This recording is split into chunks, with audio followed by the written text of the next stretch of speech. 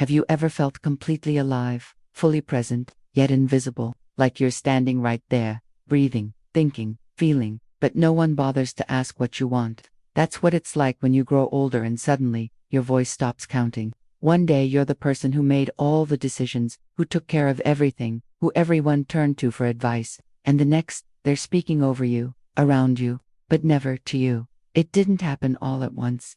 At first, it was just little things, my son offering to go with me to the doctor's appointment, saying it was just to help. I appreciated the company.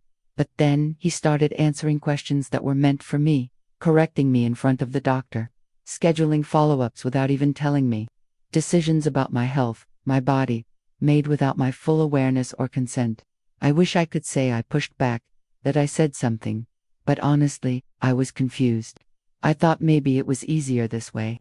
Maybe letting them handle things was part of aging gracefully. That's what society makes us believe, right? That growing older means stepping aside. But deep down, something didn't sit right. Something started to ache, not in my joints, but in my spirit.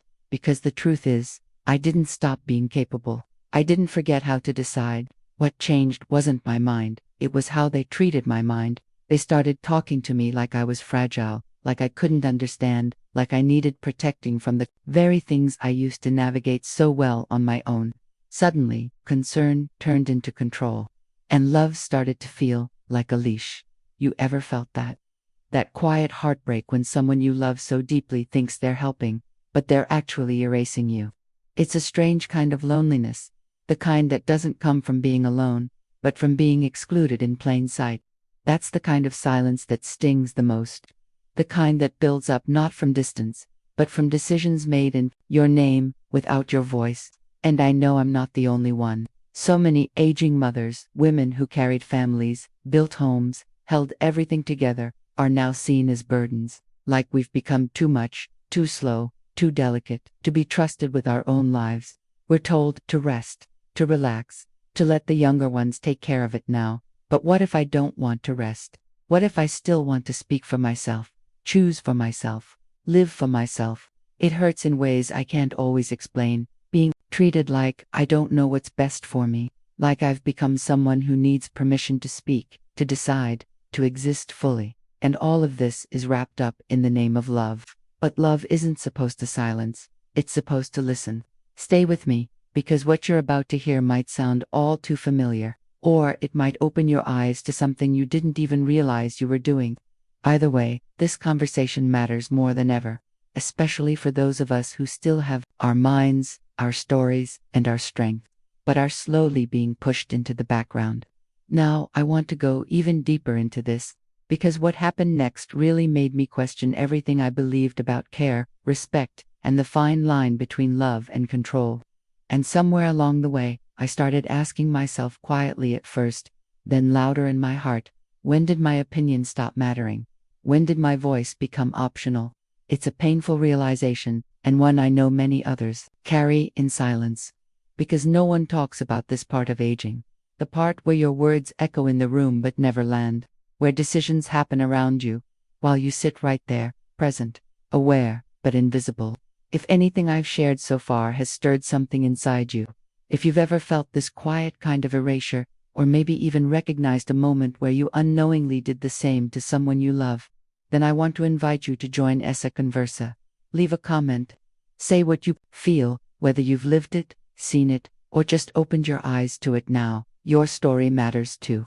And when you share it, you give voice to so many others who are still holding it all in. And if this message made you pause, even for a second, I'd really appreciate if you hit that like button. It helps mais do que você imagina, not just the channel, but the message. It shows the platform that this kind of conversation is important, that it needs to reach more people, spark more reflection, create more empathy. And if you felt a connection here, if this story felt real, familiar, or necessary, I'd love to have you with me nas próximas histórias. Just subscribe. That's how you and I keep esse espaço vivo, a space where respect doesn't expire and aging doesn't mean disappearing. Now, I want to go even deeper into something that hit me hard. Because the day I realized how far this had gone, it wasn't a big fight or a dramatic moment. It was something quiet, almost ordinary, but it changed everything. It always starts so gently, doesn't it? With a smile, a kind tone, a gesture wrapped in love. Let me talk to the doctor for you, they say. Or, you don't need to worry about that now. At first, I even felt relieved, grateful, almost. It's exhausting sometimes, the waiting rooms, the questions, the papers to sign, so I let them speak for me. Just this once, then twice. And before I realized it, my silence had become the norm. My role had shifted from decision maker to quiet observer of my own life. I know my children mean well. I know they think they're protecting me. That's what makes it even harder to explain the ache I feel. Because how do you tell someone who loves you that their protection has started to feel like a cage? That their concern, however genuine, now speaks louder than your own voice? There's a hidden truth behind those gentle phrases. A truth we don't talk about, because it sounds ungrateful to say it out loud. Sometimes, being cared for can feel like being erased. One appointment at a time, one phone call handled without me, one "you rest, we'll take care of everything." And suddenly, I'm no longer part of my own health journey. I'm a passenger being gently carried, with no say in where we're going. It's a strange kind of transformation. One moment, I was the woman who used to coordinate vaccines, schedule checkups, keep track of everyone's prescriptions. I used to advocate for my children's health with fierce clarity, and now, I find myself needing permission just to ask a question during my own consultation. And when I do ask, there's a pause in the room, a hesitation, a glance between the doctor and my child, as if my words came from somewhere fragile, or not entirely trustworthy. That's the part no one prepares you for, the quiet shift from being taken seriously to being gently redirected, the assumptions they start to make, without even realizing it, that I'm too tired, that I wouldn't understand, that it's just easier this way. And maybe it is easier, for them, but for me, it's like being slowly rewritten out of the script of my own life. And it's not just about doctors or health decisions. It spills into everything. What I eat, where I go, whether I should travel or stay home, whether I can live alone. They say things like, "You don't need to do that," or "It's better if we handle it." But the truth behind those choices is that I've stopped being asked what I want. My preferences have become optional. This isn't just about aging. It's about autonomy. It's about dignity. It's about the mental shift that happens when the people you love begin to love you in a way that forgets you're still whole, still capable, still here. There's a cost to that kind of protection, and it's paid in silence, in the slow erasure of voice, opinion, choice. Now I want to go even deeper into this subject, because the moment that truly opened my eyes wasn't something dramatic. It was something so ordinary, it might have gone unnoticed by anyone else. But to me, it was the moment I realized how far I had faded in my own story. Comment below. This makes sense to me if this part of the story also touched you. There was this one day, a day that should have been just a simple medical checkup, nothing extraordinary, just a routine appointment. I had a few questions jotted down in my little notepad, the kind of questions anyone might want to ask about their own body. About a medication that wasn't sitting right with me, about a pain in my side that had been lingering. I rehearsed them quietly in my head while we waited in this sterile, silent room. I was nervous, yes, but prepared. I wanted to understand what was happening inside me. I wanted clarity, but instead, I got something entirely different. The doctor came in, greeted my son, and barely glanced at me. From the very beginning, it was like I wasn't the one sitting on the table. The conversation flowed above my head, like I was an object in the room rather than a person. They talked about me, about my body, my medications, my symptoms, but never to me. Not once did the doctor ask how I felt. Not once did he turn to me and say, "Is this true for you?" Or "How does your body feel today?" No. Every question, every answer, every plan of action passed between them. Two men deciding for me as if I didn't have a mind, a voice, or the right to speak about what I live in this skin every single day. I tried to interrupt. I did. I cleared my throat softly. Then again, louder. I shifted in my seat, leaned forward, opened my mouth. But when I finally said, "Actually," my son gently touched my hand and said, "Don't worry, Mom, I've got it." And just like that, I was dismissed, erased. The moment I had gathered courage for the moment I believed I could advocate for myself, was taken from me with a smile and good intentions. The rest of the appointment felt like a fog. I nodded along, but I wasn't really there. I felt the sting of injustice rising in my chest, a sharp frustration that I couldn't shake, not because I wasn't loved, I know I am, but because love, when it's mixed with control, turns into something suffocating, something that erases instead of protects. I walked out of that room not just with a new prescription, but with a heavy weight pressing down on me, the weight of being treated as less. That experience opened something in me. It made me realize that there's a hidden layer to aging no one warns us about, a quiet, creeping loss of power. It doesn't arrive all at once. It comes in waves, in small moments that chip away at your agency. And often, those moments happen not in the world outside, but in rooms filled with the people who say they love you most.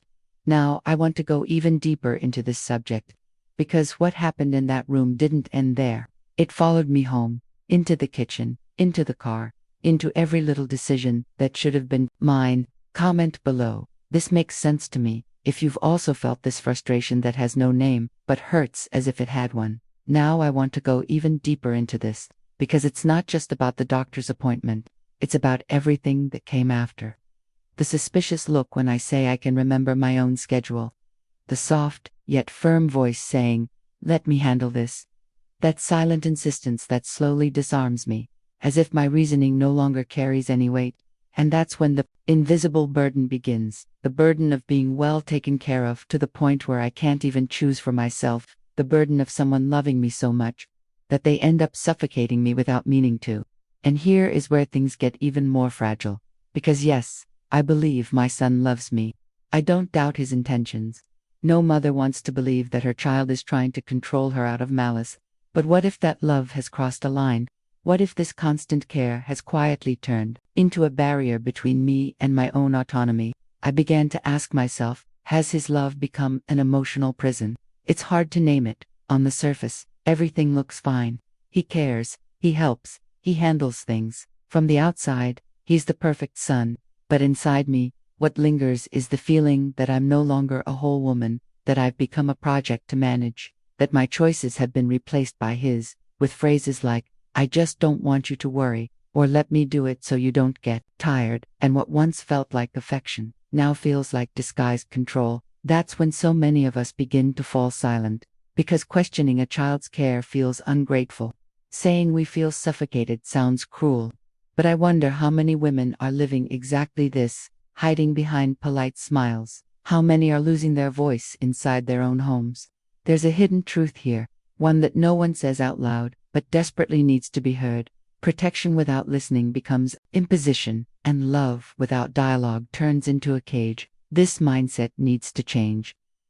The belief that aging means we automatically lose the right to decide is a cultural construction, not a biological fact.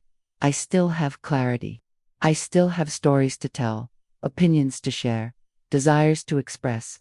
Time didn't erase the woman inside me. It added layers. And what I long for most is for those layers to be honored, not ignored. There's a silent impact when a woman realizes that little by little, people are taking away her ability to choose what to eat, who to talk to, or even how to care for her own body. That hurts. It's not loud, not dramatic. It's a slow fading. And the cruelest part, it comes dressed as love. That's what makes it so hard to recognize, and even harder to resist. Maybe that's why so many of us stay quiet. We take the easy road. We smile and say, "It's fine." But silence has a cost.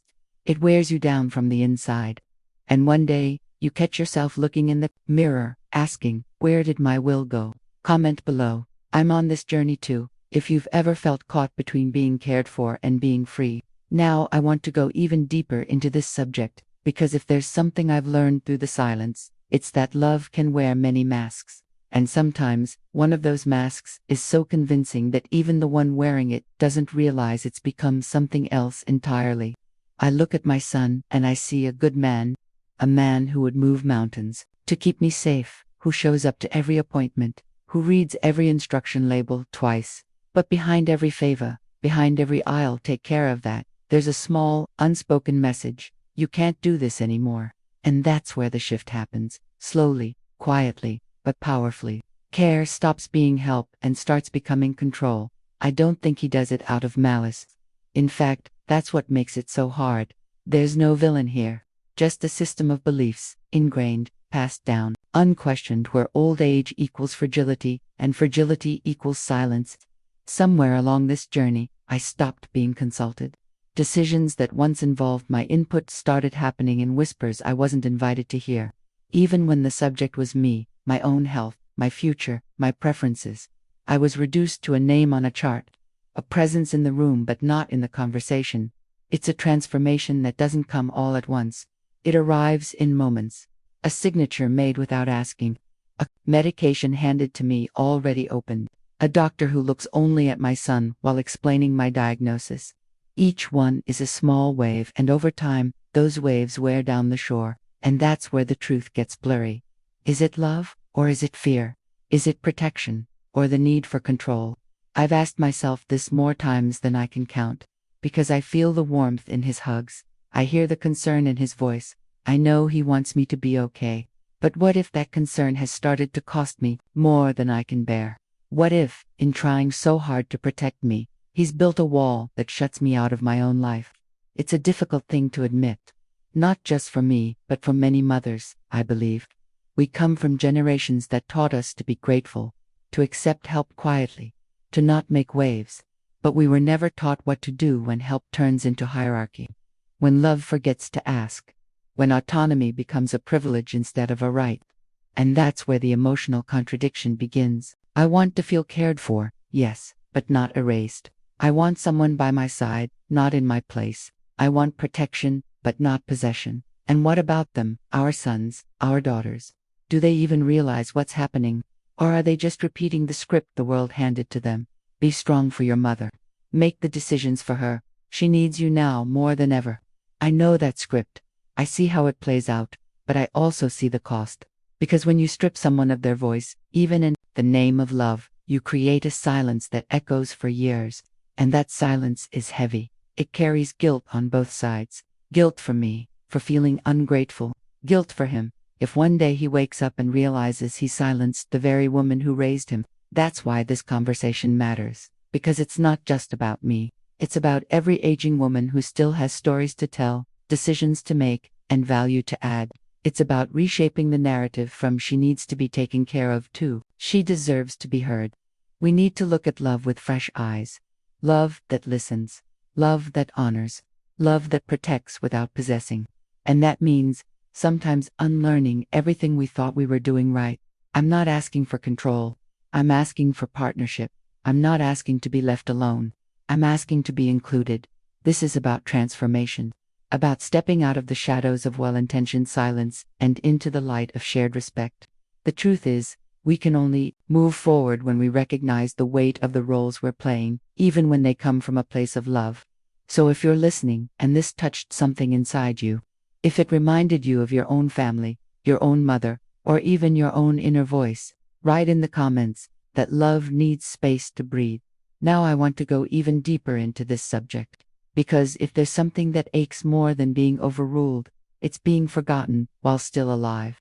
People often talk about how we should take care of the elderly, how we should provide support, protect them, make sure they're safe, but they almost never talk about the right to decide, the simple, human right to be asked, to be heard, to be involved. And I'm not talking about big, dramatic decisions. Sometimes, it's about the little ones. What time I prefer to wake up, what I want for dinner, whether I want to go to the doctor this week or next, whether I want a second opinion, whether I want to try a new medication, or stay with the one I've known for years. These aren't just details, they're pieces of my autonomy, fragments of my voice. I don't want to disobey my children. I know they care. I know they think they're doing what's best for me, but I don't want to be managed like a fragile object on a shelf. I want to walk beside them, not behind them. I want to be part of the conversation, not the subject of it. I want to choose with them, not just comply with choices already made. There's a huge difference between being cared for and being controlled, and sometimes it takes losing a little bit of yourself to see where that line was crossed. When we talk about aging, we need to shift the conversation. We need to start recognizing that just because someone has gray hair or slower steps doesn't mean they've stopped thinking clearly. Wisdom doesn't disappear with time. In fact, it deepens. An experience, my experience, should count for something. I've raised children. I've survived losses. I've made sacrifices. I've navigated through decades of decisions, mistakes, lessons. Why does all of that get erased the moment I turn a certain age? There's a truth we don't like to face. We live in a society that's uncomfortable with aging. We praise independence when we're young, but treat it like a threat when we're old. We admire resilience in adults, but label it as stubbornness in the elderly. We talk about inclusion, but rarely practice it with our own parents. We forget that growing old is not the same as growing incapable, and that forgetting costs us relationships, dignity, and respect. The truth is, the right to decide doesn't expire with the body. It doesn't get less valuable with wrinkles. It doesn't lose relevance after 60, 70, or 80. Every time I'm bypassed in a conversation about my life, every time someone signs my name or speaks on my behalf without asking, I feel something disappear inside me, something quiet but essential. My sense of self, my ownership over who I am, and I know I'm not alone. So many women, mothers, grandmothers, wives, sisters, are walking this same path, watching their opinions become background noise in their own stories. We smile, we nod, we cooperate, but inside, we're mourning a voice that used to matter. It's not about rebellion, it's not about being difficult, it's about dignity, about honoring the identity that still lives inside this aging skin. You see, real respect isn't about doing everything for someone. It's about doing things with them. It's asking before acting, listening before deciding, and understanding that no matter how old someone is, they still carry desires, preferences, instincts, all the things that make them human. We don't stop wanting to belong just because our hands shake or our hearing fades. We don't stop wanting to participate just because we move slower or need more rest. I want my family to see me, truly see me, not as someone to be handled or shielded, but as someone who still has value to offer. I want to be part of the decisions about my body, my health, my daily life. I want to speak and be taken seriously, not with indulgent smiles or patient sighs, but with the same weight they'd give to anyone else in the room, because I've earned that, not just by age, but by a life lived with care, with struggle, with love. And if you're still with me here, reading or listening and recognizing pieces of your own experience in my words, whether you're aging yourself or watching someone you love go through it, I want to ask, what would it look like if we truly gave elderly voices the same respect we give to youth? What if instead of assuming we know what's best for them, we simply asked? What if, before every decision, we paused long enough to say, "What do you think?" Because sometimes, the greatest act of love isn't doing something for someone, it's giving them the power to choose for themselves. Write it in the comments if you feel this too. I still deserve to decide. Now, I want to go even deeper into this subject, because the truth is, what I need, and what many people like me need, is not someone to take over our lives. It's someone who takes the time to listen. It's not about needing guardianship. It's about needing presence, attention, and acknowledgement. There's this quiet erasure that starts happening when you reach a certain age, and you don't even notice it at first. It begins in small, almost invisible ways. People start finishing your sentences for you. They answer questions in your place, even when you were perfectly capable of responding. They plan your day without asking what you'd like to do. They speak to the doctor as if you weren't in the room. It's not always cruel. Sometimes it's even wrapped in affection, but it hurts all the same. What I need is not someone to shelter me from every possible danger. What I need is the dignity to be part of my own life. I want to be asked. I want to be included. I want to have a say. I want my thoughts and opinions to matter, not just out of politeness, but because they carry weight. Because I am still here, still thinking, still feeling, still living. Aging doesn't mean disappearing, but for many of us, that's what it starts to feel like we're fading into the background of our own stories. And that's not just painful, it's dehumanizing. There's a truth hidden behind all the good intentions. Control disguised as care can feel suffocating. You might think you're protecting someone, but if you're not listening, if you're not inviting them into the decision-making process, you're actually silencing them. And silence, when it's forced, becomes a kind of exile. It's like being present in a room, and yet completely invisible. Can you imagine that? Living inside a body that people treat like an object to be cleaned, fed, monitored, but never asked, never consulted. That's not love. That's administration. That's management. And people, especially aging people, were never meant to be managed. We were meant to be respected, to be seen, to be heard. Every time someone says, "Don't worry, I'll handle it," a part of me wonders if what they really mean is, "I don't trust you to handle it." And it stings, because for most of my life, I did handle it. I handled birthdays and hospital visits and bills and heartbreaks and emergencies. I made decisions when there were no easy answers. I carried the weight for my family, and now I'm not even asked what I want for dinner. Something's wrong with that picture. Something deeply unjust. Because respect shouldn't be conditional on how sharp your memory is or how fast you walk. It should be tied to who you are and all that you've lived through. There's a kind of mental shift that happens in society when someone turns gray. Suddenly, people stop expecting them to contribute. Suddenly, they assume that person's only role is to rest and be quiet. But that's a dangerous mindset. Because in that silence, in that assumption, you erase someone's identity. You reduce a person with decades of wisdom, pain, joy, and history to a stereotype, an afterthought. And that's where loneliness grows, not from being alone, but from being unseen. We need a transformation, not just in how we take care of our elders, but in how we perceive them, not as people to protect from themselves, but as people still worthy of having a voice, because the moment we stop being heard, we start disappearing. I don't want to vanish quietly just because someone else thinks it's more efficient to decide things for me. I want to sit at the table, not just be told what was decided after the fact. And here's the thing that's hardest to say out loud. Sometimes the people who love us most are the ones who do the most damage, not out of malice, but out of fear. They don't want to lose us, so they hold on tighter. They make choices without asking. They convince themselves it's for our good. But love that doesn't listen is still a form of erasure, and no one wants to be loved in a way that silences them.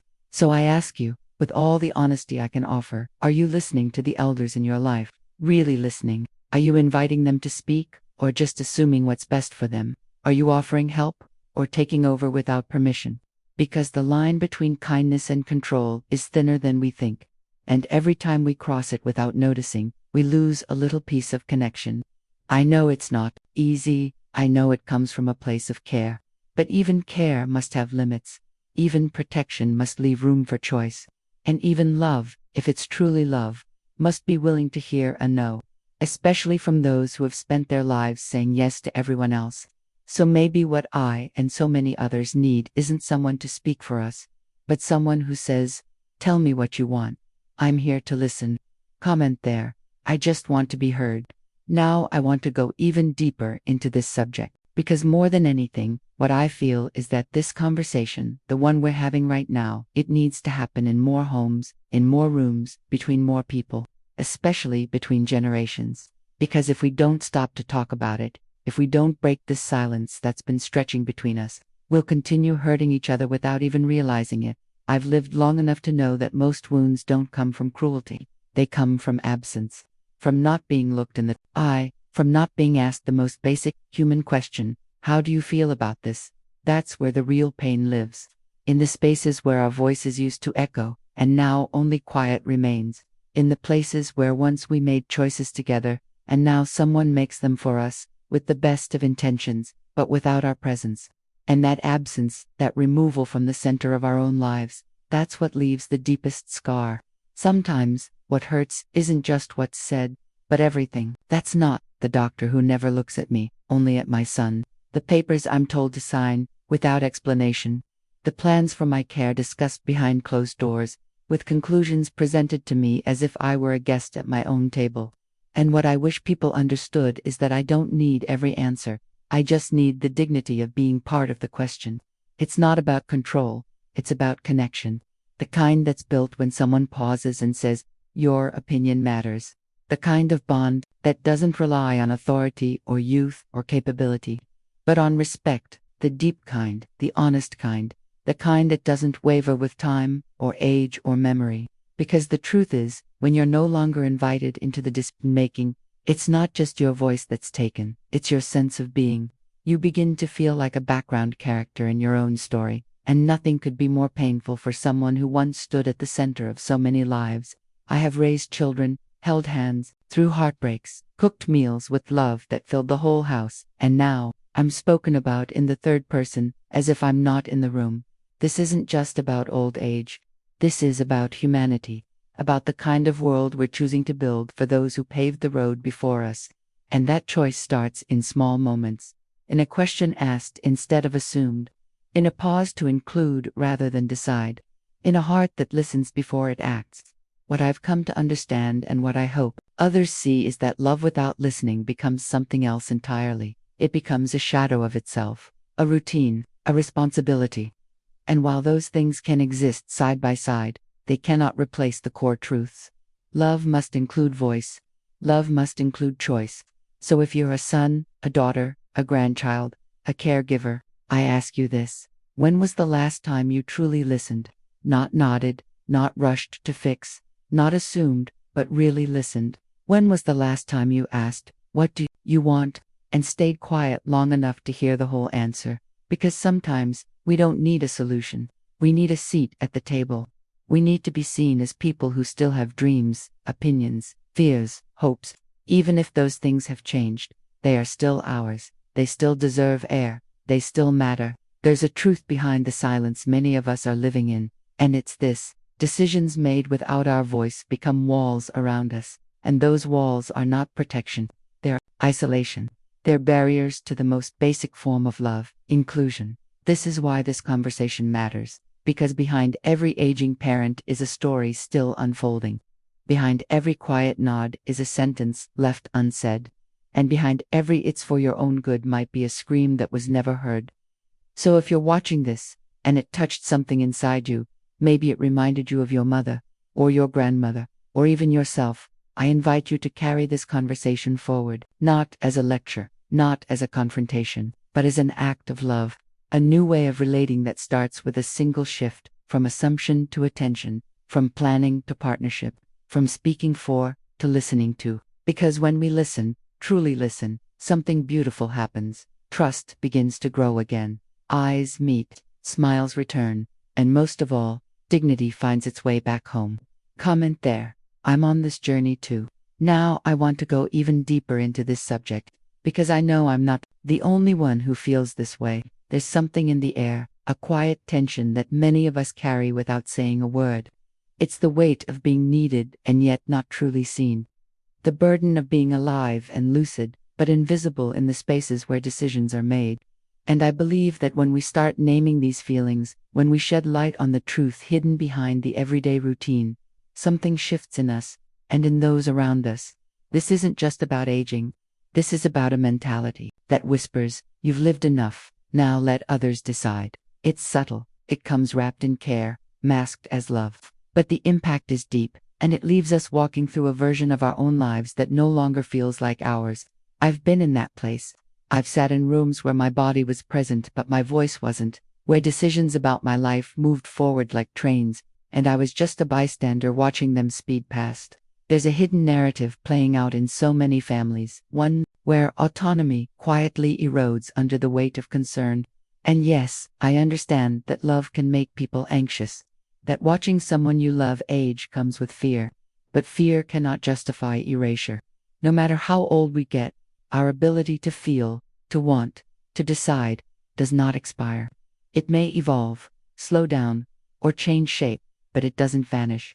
When people speak about us instead of with us, they remove something sacred, the dignity of choice. And choice isn't just about big medical procedures or financial matters, it's about the small things too. What to wear, what to eat, where to go, how to live. These everyday freedoms are what make us feel human.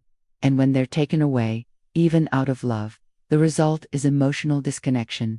And no one talks about that part, the emotional silence that grows in place of shared conversation. Sometimes I wonder if the people who love me even notice, if they realize that I've gone quiet not because I have nothing to say, but because I've stopped being asked, that I've become used to being informed, not included. And the saddest part, I've met other women, other mothers, who feel the exact same way. They tell me their stories with soft voices and tired eyes, as if carrying this truth is something shameful, as if asking to be heard is asking too much. But I know now that it's not too much. It's the minimum. Being heard is not a privilege, it's a right, one that doesn't fade with age, or memory, or fragility. And maybe that's the transformation we need, a shift in mindset, a moment where we stop seeing older people as people to be managed and start seeing them as people to be respected, embraced, and consulted. Behind every silent mother, there's a mind still thinking, still feeling, still remembering. Behind every aging woman who's treated like a burden, there's a lifetime of resilience, a catalog of sacrifice, and a well of wisdom. We don't need protection that comes at the cost of our identity. We need partnership. We need presence. That's the truth hidden in the background of so many family dynamics, the unspoken imbalance, the slow fading of autonomy. And it's not out of malice, it's out of habit, a habit that says, we know better. But what if you don't? What if you've been deciding out of fear, not understanding? What if the person you're trying to shield is actually asking for something far simpler to be asked? The real revelation here isn't just that this is happening. It's how common it is, how normalized, how we disguise control as love and silence as safety. And we only start to see it clearly when we ask ourselves the hard questions. When was the last time I asked her what she really wanted? When was the last time I made space for her to answer? Because asking is an act of love. Listening is an act of courage. And change, true, lasting change, begins with the decision to do both, to pause, to open, to honor the journey of someone who came before you, not by making decisions for her, but by making them with her. If this story touched your heart, comment below. I also deserve to be heard. Like if you believe that aging shouldn't be synonymous with silence. And if you want to continue hearing my stories, subscribe to the channel. There's much more to share with you.